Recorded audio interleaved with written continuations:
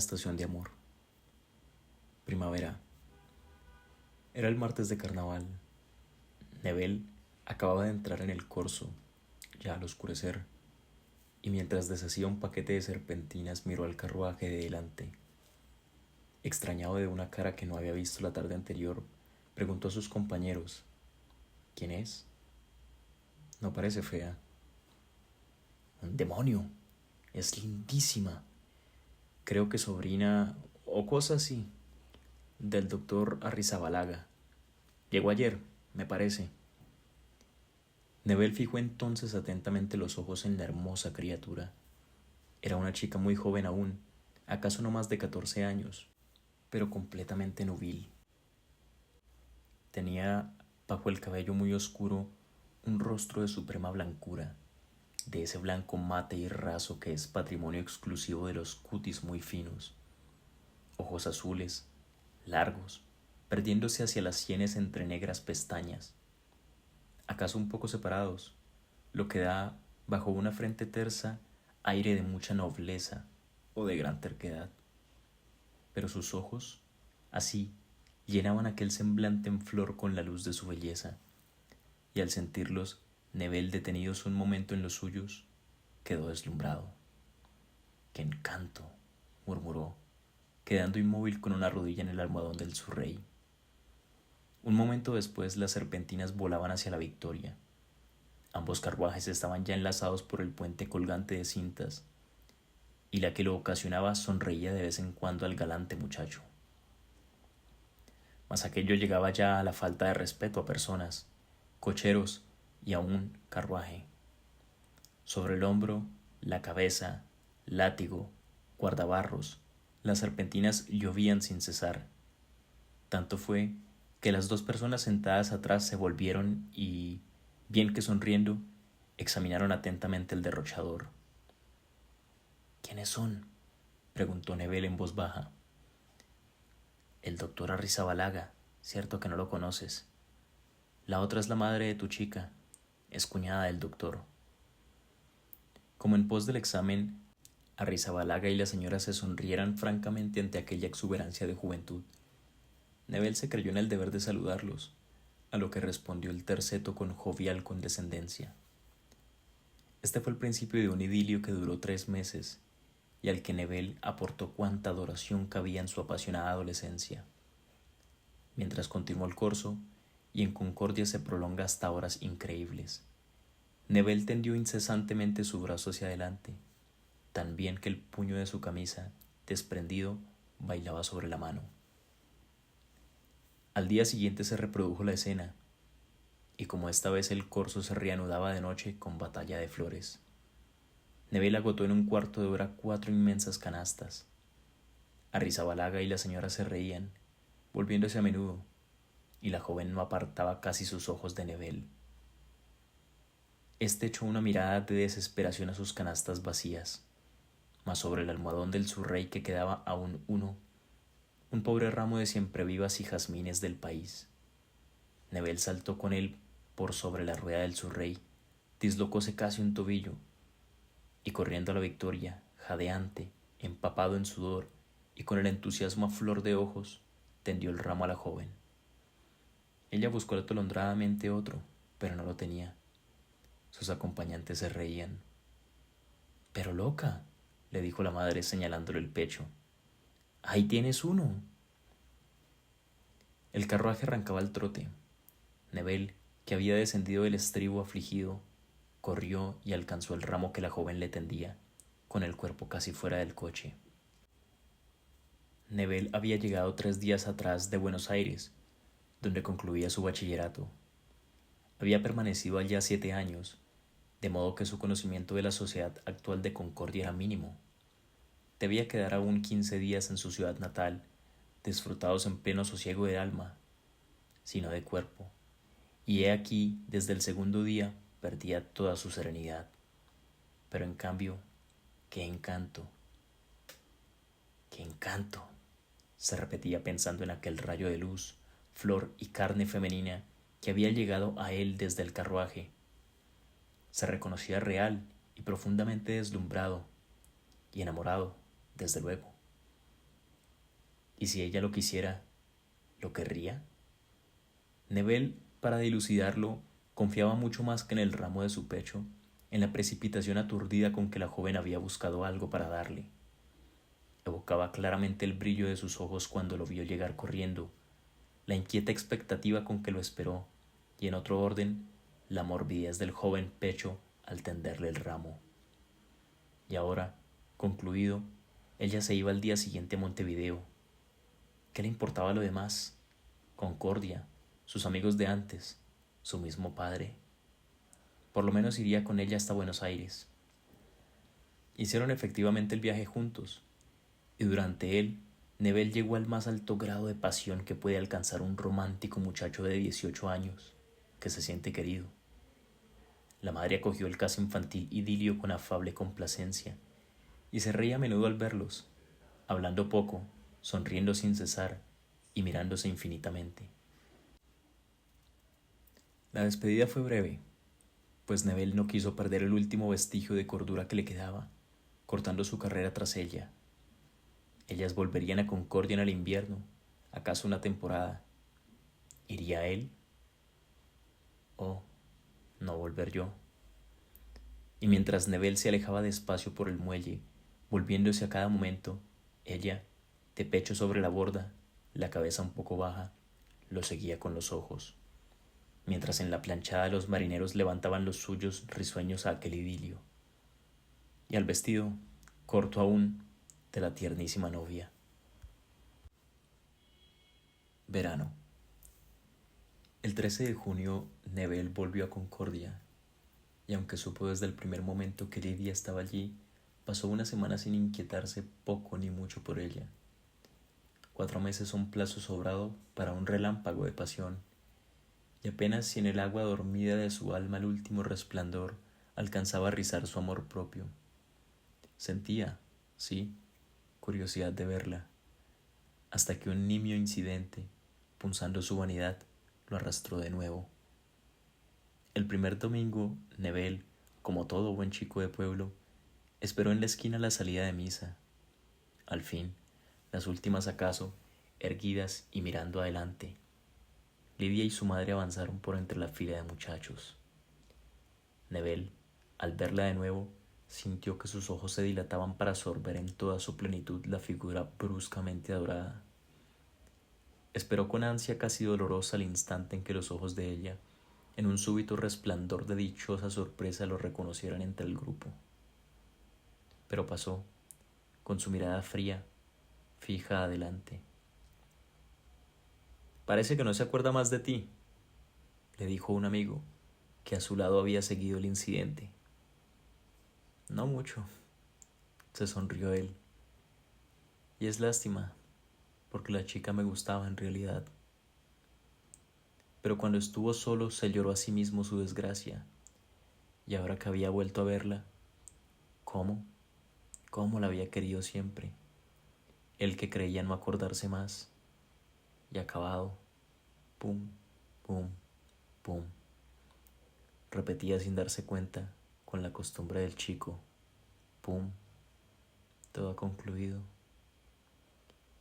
De golpe, ¿y si no me hubiera visto? Claro, pero claro. Su rostro se animó de nuevo, acogiéndose con plena convicción a una probabilidad como esa, profundamente razonable. A las 3 golpeaba en casa del doctor Arrizabalaga. Su idea era elemental. Consultaría con cualquier mísero pretexto al abogado, y entre tanto acaso la viera. Una súbita carrera por el patio respondió al timbre, y Lidia, para detener el impulso, tuvo que cogerse violentamente a la puerta vidriera.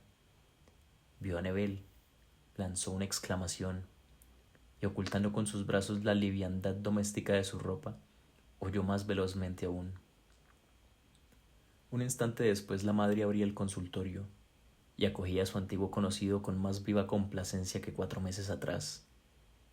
Neville no cabía en sí de gozo, y como la señora no parecía inquietarse por las preocupaciones jurídicas de Neville, éste prefirió también 1.000.000 de veces tal presencia a la del abogado. Con todo, se hallaba sobre ascuas de una felicidad demasiado ardiente, y como tenía 18 años, deseaba irse de una vez para gozar a solas y sin cortedad su inmensa dicha. ¿Tan pronto? ¿Ya? Le dijo la señora. Espero que tendremos el gusto de verlo otra vez, ¿no es verdad? Oh, sí, señora. En casa todos tendríamos mucho placer. Supongo que todos. ¿Quiere que consultemos? Se sonrió con maternal burla. Oh, con toda el alma, repuso Neville. Lidia, ven un momento. Hay aquí una persona a quien conoces. Neville había sido visto ya por ella, pero no importaba. Lidia llegó cuando él estaba de pie.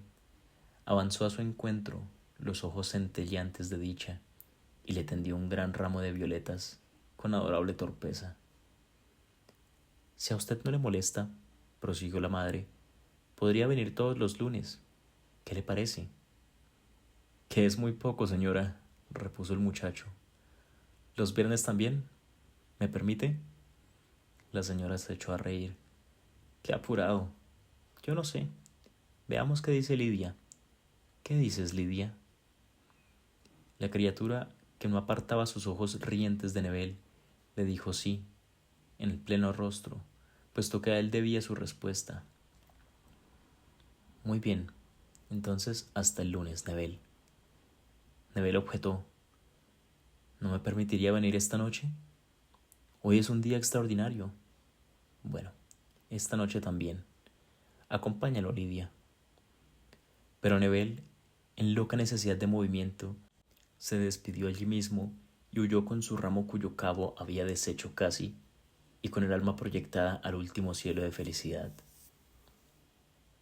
Durante 2 meses, todos los momentos en que se veían, todas las horas que los separaban, Neville y Lidia se adoraron. Para él, romántico hasta sentir el estado de dolorosa melancolía que provoca una simple garúa que agrisa el patio, la criatura aquella, con su cara angelical, sus ojos azules y su temprana plenitud, debía encarnar la suma posible de ideal.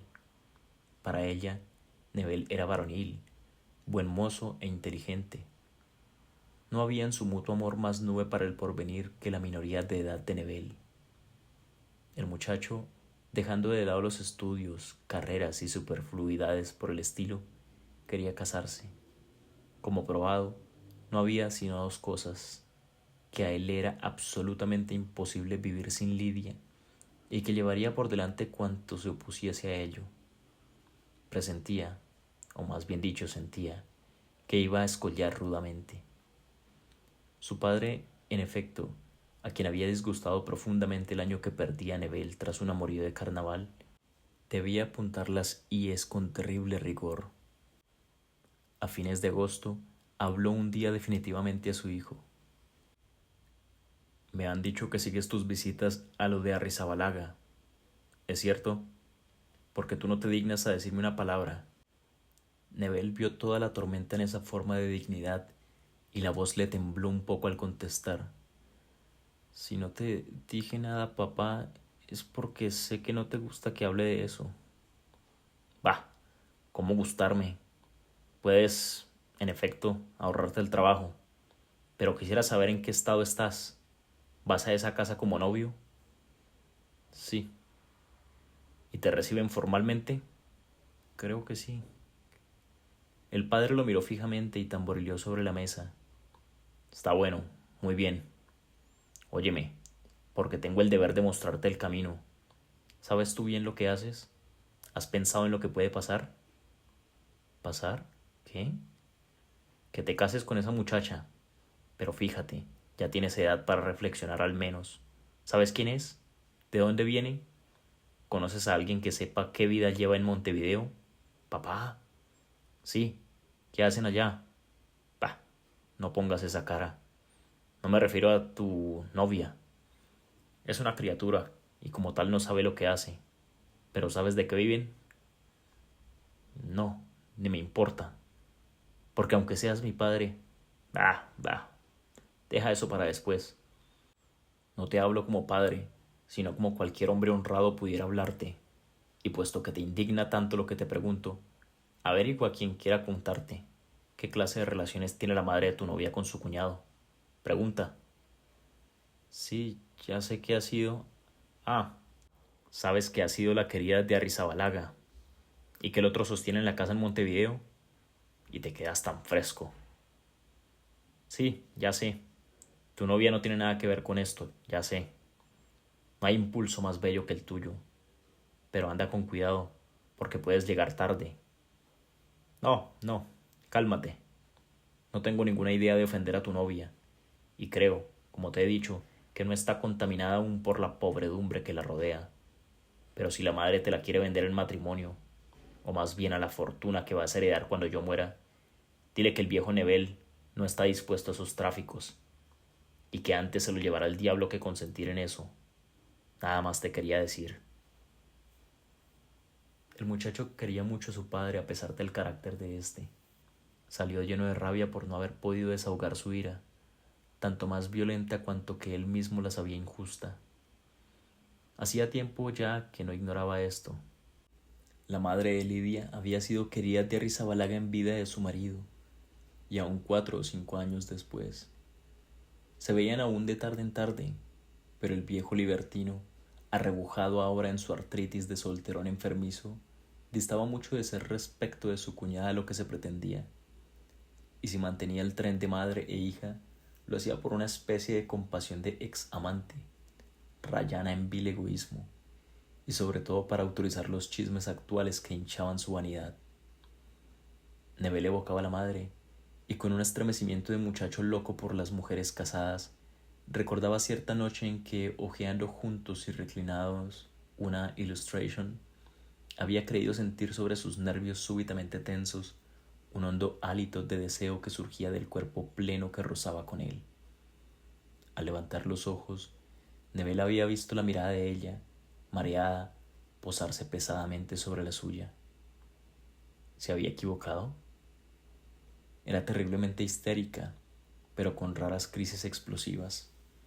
Los nervios desordenados repiqueteaban hacia adentro, y de aquí la enfermiza tenacidad en un disparate y el súbito abandono de una convicción. Y en los prodromos de la crisis, la obstinación creciente, convulsiva, edificándose a grandes bloques de absurdos. Abusaba de la morfina por angustiosa necesidad y por elegancia. Tenía 37 años. Era alta, con labios muy gruesos y encendidos que humedecía sin cesar. Sin ser grandes, sus ojos lo parecían por el corte y por tener pestañas muy largas, pero eran admirables de sombra y fuego. Se pintaba. Vestía, como la hija, con perfecto buen gusto, y era esta, sin duda, su mayor seducción. Debía de haber tenido, como mujer, profundo encanto. Ahora la histeria había trabajado mucho su cuerpo, siendo desde luego enferma del vientre. Cuando el latigazo de la morfina pasaba, sus ojos se empañaban y de la comisura de los labios, del párpado globoso, pendía una fina redecilla de arrugas. Pero a pesar de ello, la misma histeria que la deshacía los nervios era el alimento, un poco mágico, que sostenía su tonicidad. Quería entrañablemente a Lidia, y con la moral de las histéricas burguesas hubiera envilecido a su hija para hacerla feliz. Esto es, para proporcionarle aquello que habría hecho su propia felicidad. Así, la inquietud del padre de Nebel a este respecto tocaba a su hijo en lo más hondo de sus cuerdas de amante. ¿Cómo había escapado Lidia? Porque la limpidez de su cutis, la franqueza de su pasión de chica que surgía con adorable libertad de sus ojos brillantes, eran ya no prueba de pureza, sino escalón de noble gozo por el que Nebel ascendía triunfal a arrancar de una manotada a la planta podrida, la flor que pedía por él. Esta convicción era tan intensa que Nebel jamás la había besado. Una tarde, después de almorzar, en que pasaba por lo de Arrizabalaga, había sentido el loco deseo de verla. Su dicha fue completa, pues la halló sola, en batón y los rizos sobre las mejillas. Como Nebel la retuvo, ella, riendo y cortada, se recostó en la pared, y el muchacho, a su frente, tocándola casi, sintió con las manos inertes la alta felicidad de un amor inmaculado, que tan fácil le habría sido manchar. Pero luego, una vez su mujer, Nebel precipitaba cuanto le era posible su casamiento. Su habilitación de edad, obtenida en esos días, le permitía por su legítima materna afrontar los gastos. Quedaba el consentimiento paterno, y la madre apremiaba este detalle. La situación de ella, sobrado equívoca, exigía una plena sanción social que debía comenzar, desde luego, por la del futuro suegro de su hija. Y sobre todo, la sostenía el deseo de humillar, de forzar a la moral burguesa a doblar la rodilla ante la misma inconveniencia que despreció. Ya varias veces había tocado con su futuro yerno con alusiones a mi suegro, mi nueva familia, la cuñada de mi hija. Nebel se callaba, y los ojos de la madre brillaban entonces con más sombrío fuego. Hasta que un día la llama se levantó. Nebel había fijado el 18 de octubre como fecha de su casamiento. Faltaba más de un mes aún, pero la madre hizo entender claramente al muchacho que quería la presencia de su padre esa noche. «Será difícil», dijo Nebel después de un mortificante silencio. «Le cuesta salir mucho de noche. No sale nunca». «Ah», exclamó la madre mordiéndose rápidamente el labio. Otra pausa siguió, pero esta ya de presagio. «Porque usted no hace un casamiento clandestino, ¿verdad?» «Oh», se sonrió difícilmente Nebel. «Mi padre tampoco lo cree». «¿Y entonces?» Nuevo silencio, cada vez más tempestuoso. «¿Es por mí que su señor padre no quiere asistir?» «No, no, señora», exclamó al fin Nebel impaciente. «Está en su modo de ser. Hablaré de nuevo con él, si quiere». «¿Yo? ¿Querer?», se sonrió la madre dilatando las narices. «Haga lo que le parezca». «¿Quiere irse, Nebel, ahora?» «No estoy bien». Nebel salió, profundamente disgustado. ¿Qué iba a decir a su padre? Este sostenía siempre su rotunda oposición a tal matrimonio, y ya el hijo había emprendido las gestiones para prescindir de ella. «Puedes hacer eso, mucho más, y todo lo que te dé la gana, pero mi consentimiento para que esa entretenida sea tu suegra, jamás». Después de 3 días, Nebel decidió concluir de una vez con ese estado de cosas, y aprovechó para ello un momento que Lidia no estaba. «Hablé con mi padre», comenzó Nebel, «y me ha dicho que le será completamente imposible asistir». La madre se puso un poco pálida, mientras sus ojos, en un súbito fulgor, se estiraban hacia las sienes. «Ah, ¿y por qué?» «No sé», repuso con voz sorda Nebel. «Es decir, que su señor padre teme mancharse si pone los pies aquí». «No sé», repitió él, obstinado a su vez. «Es que es una ofensa gratuita la que nos hace ese señor. ¿Qué se ha figurado?», añadió con voz ya alterada y los labios temblantes. «¿Quién es él para darse ese tono?». Nebel sintió entonces el fustazo de reacción en la cepa profunda de su familia.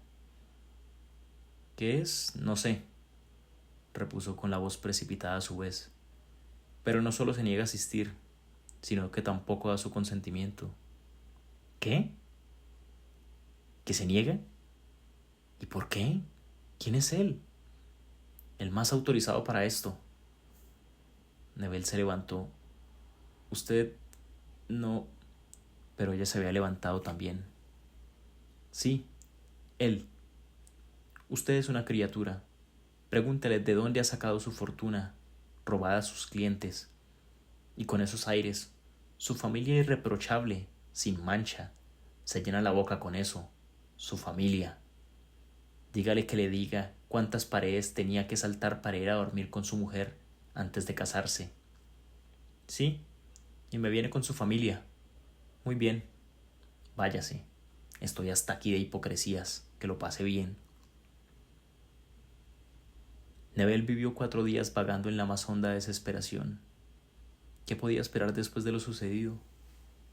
Al quinto, y al anochecer, recibió una esquela. Octavio. Lidia está bastante enferma y solo su presencia podría calmarla. María S. de Arrizabalaga. Era una treta, no tenía duda, pero si su Lidia en verdad... Fue esa noche y la madre lo recibió con una discreción que asombró a Nebel, sin afabilidad excesiva, ni aire tampoco de pecadora que pide disculpa. Si quiere verla, Nebel entró con la madre y vio a su amor adorado en la cama, el rostro con esa frescura sin polvos que dan únicamente los 14 años, y las rodillas recogidas. Se sentó a su lado y en balde la madre esperó a que se dijeran algo. No hacían sino mirarse y sonreír. De pronto Nebel sintió que estaban solos y la imagen de la madre surgió nítida.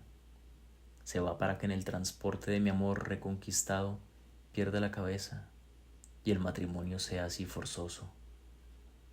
Pero en ese cuarto de hora de goce final que le ofrecían adelantado a costa de un pagaré de casamiento, el muchacho de 18 años sintió, como otra vez contra la pared, el placer sin la más leve mancha de un amor puro en toda su aureola de poético idilio.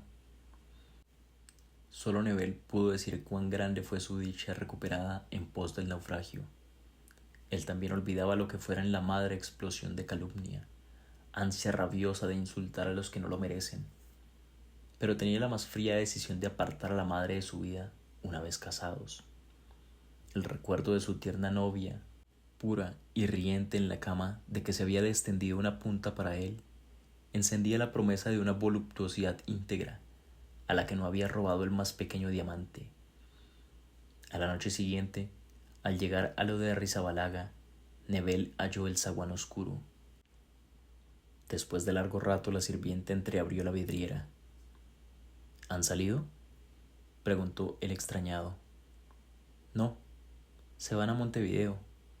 Han ido al Salto a dormir a bordo. Ah, murmuró Nebel aterrado. Tenía una esperanza aún.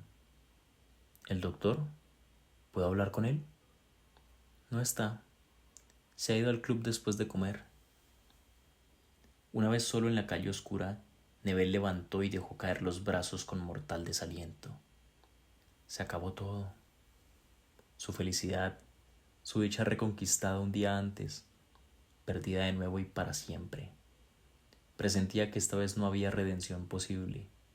Los nervios de la madre habían saltado a la loca como teclas, y él no podía hacer ya nada más.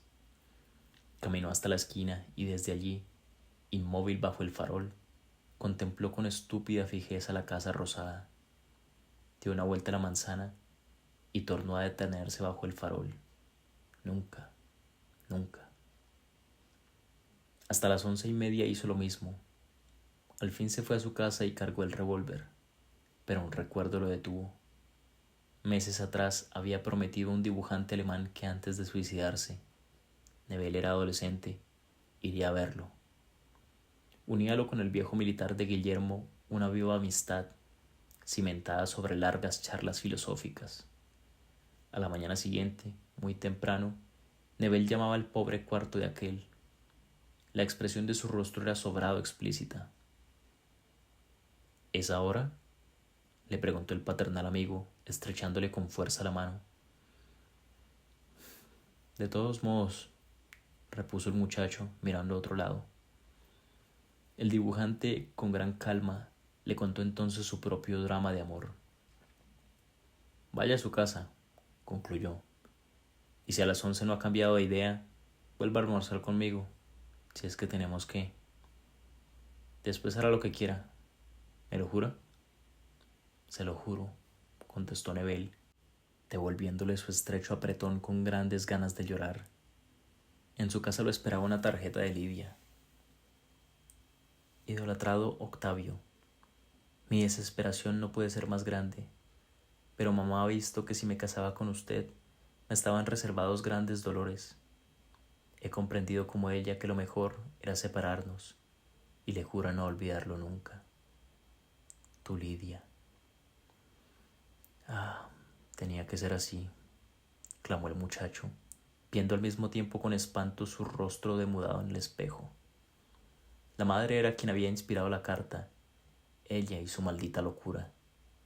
Lidia no había podido menos que escribir, y la pobre chica, trastornada, lloraba todo su amor en la redacción. Ah, si pudiera verla algún día, decirle de qué modo la he querido, cuánto la quiero ahora, adorada de mi alma. Temblando fue hasta el velador y cogió el revólver, pero recordó su nueva promesa, y durante un rato permaneció inmóvil, limpiando obstinadamente con la uña una mancha del tambor. Otoño. Una tarde en Buenos Aires, acababa Nebel de subir al tramway cuando el coche se detuvo un momento más del conveniente, y Nebel, que leía, volvió al fin la cabeza. Una mujer con lento y difícil paso avanzaba. Tras una rápida ojeada a la incómoda persona, Nebel reanudó la lectura. La dama se sentó a su lado, y al hacerlo miró atentamente a su vecino. Nebel, aunque sentía de vez en cuando la mirada extranjera posada sobre él, prosiguió su lectura, pero al fin se cansó y levantó el rostro extrañado. Ya me parecía que era usted, exclamó la dama, aunque dudaba aún. No me recuerda, ¿no es cierto? Sí, repuso Nebel abriendo los ojos. La señora de Arrizabalaga. Ella vio la sorpresa de Nebel y sonrió con aire de vieja cortesana que trata aún de parecer bien a un muchacho.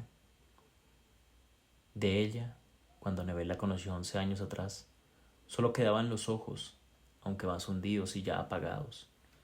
El cutis amarillo, con tonos verdosos en las sombras, se resquebrajaba en polvorientos surcos.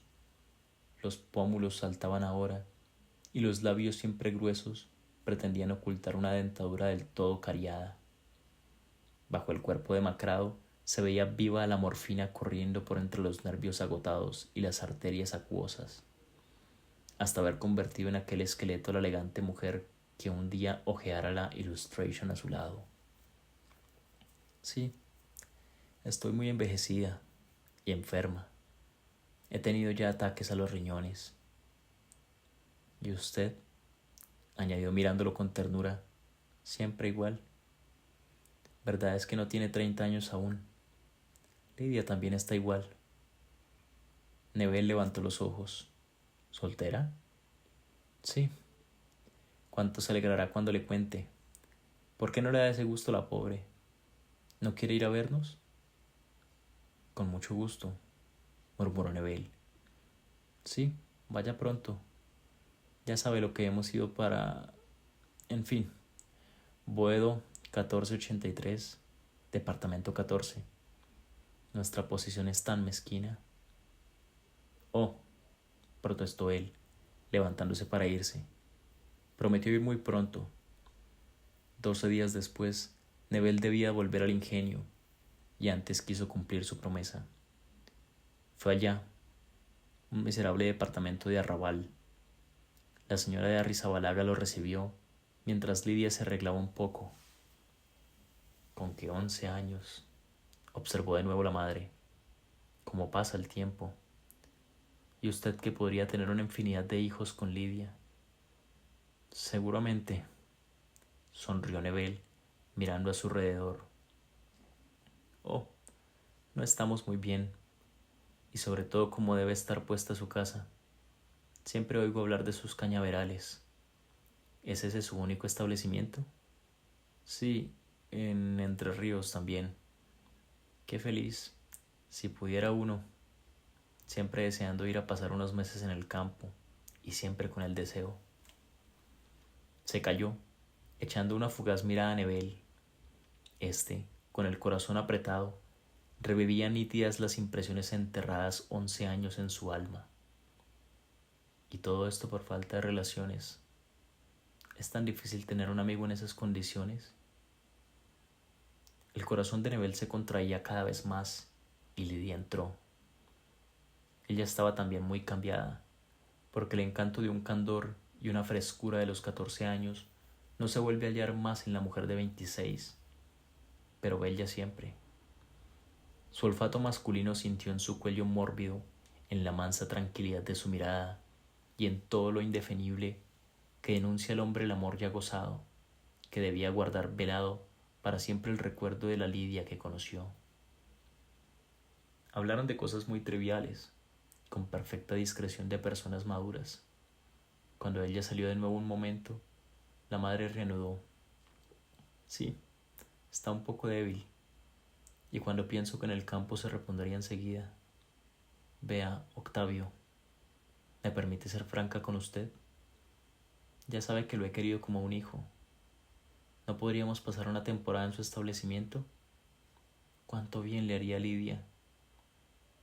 Soy casado, repuso Nebel. La señora tuvo un gesto de viva contrariedad y por un instante su decepción fue sincera, pero enseguida cruzó sus manos cómicas. ¿Casado? ¿Usted? Oh, qué desgracia, qué desgracia. Perdóneme, ya sabe, no sé lo que digo. ¿Y su señora vive con usted en el ingenio? Sí, generalmente. Ahora está en Europa. Qué desgracia. Es decir, Octavio, añadió abriendo los brazos con lágrimas en los ojos. A usted le puedo contar. Usted ha sido casi mi hijo. Estamos poco menos que en la miseria. ¿Por qué no quiere que vaya con Lidia? Voy a tener con usted una confesión de madre, concluyó con una pastosa sonrisa y bajando la voz. Usted conoce bien el corazón de Lidia, ¿no es cierto? Esperó respuesta, pero Nebel permanecía callado. Sí, usted la conoce. ¿Y cree que Lidia es mujer capaz de olvidar cuando ha querido? Ahora había reforzado su insinuación con una lenta guiñada. Nebel valoró entonces de golpe el abismo en que pudo haber caído antes. Era siempre la misma madre, pero ya envilecida por su propia alma vieja, la morfina y la pobreza. Y Lidia, al verla otra vez, había sentido un brusco golpe de deseo por la mujer actual de garganta llena y ya estremecida. Ante el tratado comercial que le ofrecían, se echó en brazos de aquella rara conquista que le deparaba el destino. ¿No sabes, Lidia?, prorrumpió la madre alborozada al volver a su hija. Octavio nos invita a pasar una temporada en su establecimiento. ¿Qué te parece? Lidia tuvo una fugitiva contracción de las cejas y recuperó su serenidad. Muy bien, mamá. Ah, ¿no sabes lo que dice? Está casado, tan joven aún. Somos casi de su familia. Lidia volvió entonces los ojos a Nebel y lo miró un momento con dolorosa gravedad. ¿Hace tiempo?, murmuró. 4 años, repuso él en voz baja. A pesar de todo, le faltó ánimo para mirarla. Invierno. No hicieron el viaje juntos, por último escrúpulo de casado, en una línea donde era muy conocido. Pero al salir de la estación subieron en el break de la casa. Cuando Nebel quedaba solo en el ingenio, no guardaba su servicio doméstico más que una vieja india, pues, a más de su propia frugalidad, su mujer se llevaba consigo toda la servidumbre. De este modo presentó a sus acompañantes a la fiel nativa como a una tía anciana y su hija, que venían a recobrar la salud perdida. Nada más creíble, por otro lado, pues la señora decaía vertiginosamente. Había llegado deshecha, el pie incierto y pesadísimo, y en sus facies angustiosa la morfina, que había sacrificado 4 horas seguidas a ruego de Nebel, pedía a gritos una corrida por dentro de aquel cadáver viviente. Nebel, que cortara sus estudios a la muerte de su padre, sabía lo suficiente para prever una rápida catástrofe. El riñón, íntimamente atacado, tenía a veces paros peligrosos que la morfina no hacía sino precipitar. Ya en el coche, no pudiendo resistir más, había mirado a Nebel con tránsita angustia. Si me permite, Octavio, no puedo más. Lidia, ponte adelante. La hija tranquilamente ocultó un poco a su madre, y Nebel oyó el crujido de la ropa violentamente recogida para pinchar el muslo. Los ojos se encendieron y una plenitud de vida cubrió como una máscara aquella cara agónica. Ahora estoy bien. Qué dicha. Me siento bien. Debería dejar eso, dijo rudamente Nebel, mirándola de costado. Al llegar estará peor. ¿O no? Antes morir aquí mismo. Nebel pasó todo el día disgustado y decidió vivir cuanto le fuera posible sin ver en Lidia y su madre más que dos pobres enfermas.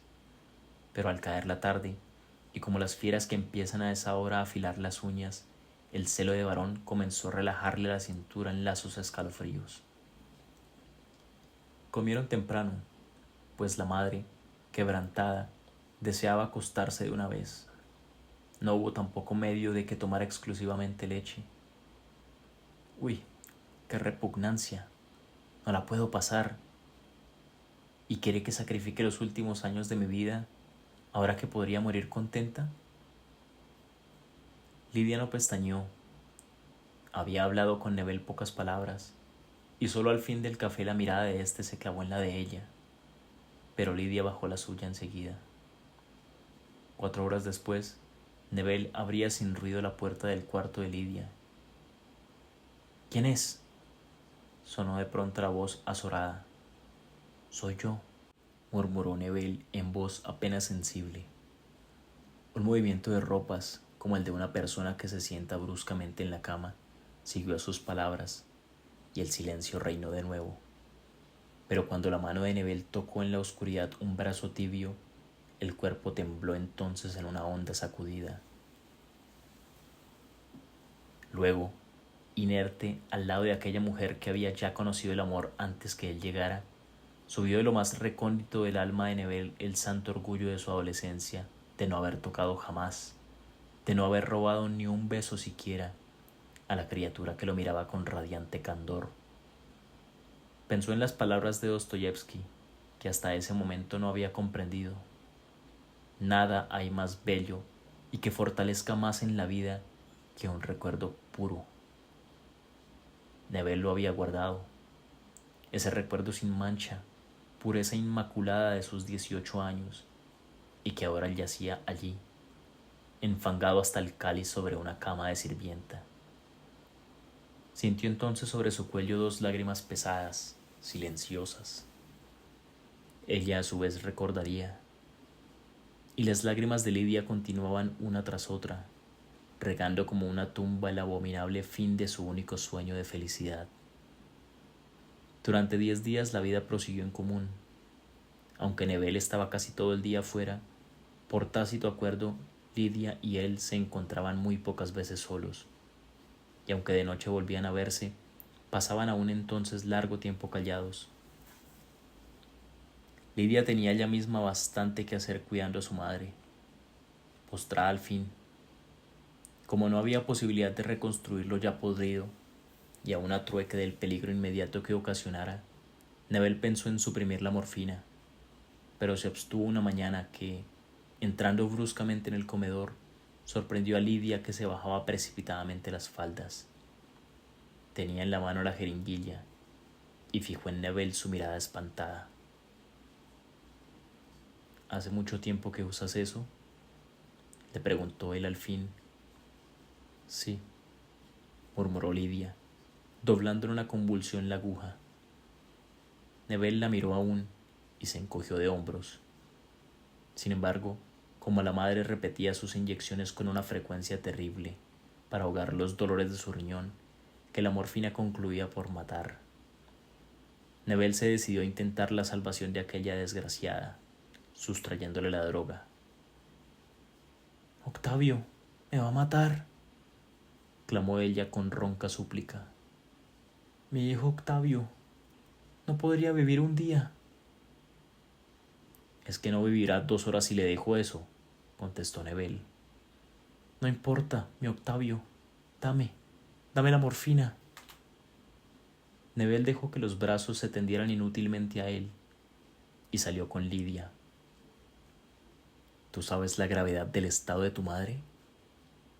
Sí, los médicos me habían dicho. Él la miró fijamente. Es que está mucho peor de lo que imaginas. Lidia se puso lívida y mirando afuera entrecerró los ojos y se mordió los labios en un casi sollozo. ¿No hay médico aquí?, murmuró. Aquí no, ni en 10 leguas a la redonda, pero buscaremos. Esa tarde llegó el correo cuando estaban solos en el comedor y Nebel abrió una carta. ¿Noticias?, preguntó levantando inquieta los ojos a él. Sí, repuso Nebel prosiguiendo la lectura. ¿Del médico? Volvió Lidia al rato, más ansiosa aún. No, de mi mujer, repuso él con la voz dura sin levantar los ojos. A las 10 de la noche, Lidia llegó corriendo a la pieza de Nebel. Octavio, mamá se muere. Corrieron al cuarto de la enferma. Una intensa palidez cadaverizaba ya el rostro. Tenía los labios desmesuradamente hinchados y azules, y por entre ellos escapaba un remedo de palabra, gutural y a boca llena. Pla, pla, pla. Nebel vio enseguida sobre el velador el frasco de morfina, casi vacío. Es claro, se muere. ¿Quién le ha dado esto?, preguntó. No sé, Octavio. Hace un rato sentí ruido. Seguramente lo fue a buscar a tu cuarto cuando no estabas. Mamá, pobre mamá. Cayó sollozando sobre el miserable brazo que pendía hasta el piso. Nebel la pulsó. El corazón no daba más y la temperatura caía.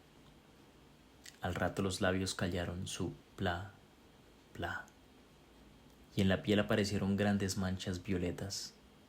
A la 1 de la mañana murió. Esa tarde, tras el entierro, Nebel esperó que Lidia concluyera de vestirse, mientras los peones cargaban las valijas en el carruaje.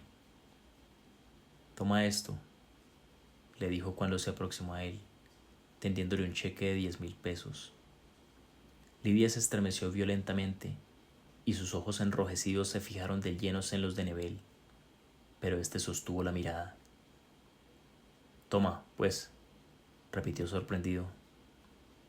Lidia lo tomó y se bajó a recoger su valijita. Nebel se inclinó sobre ella. Perdóname, le dijo. No me juzgues peor de lo que soy. En la estación esperaron un rato y sin hablar, junto a la escalerilla del vagón, pues el tren no salía aún. Cuando la campana sonó, Lidia le tendió la mano, que Nebel retuvo un momento en silencio. Luego, sin soltarla, recogió a Lidia de la cintura y la besó hondamente en la boca. El tren partió. Inmóvil, Nebel siguió con la vista a la ventanilla que se perdía, pero Lidia no se asomó.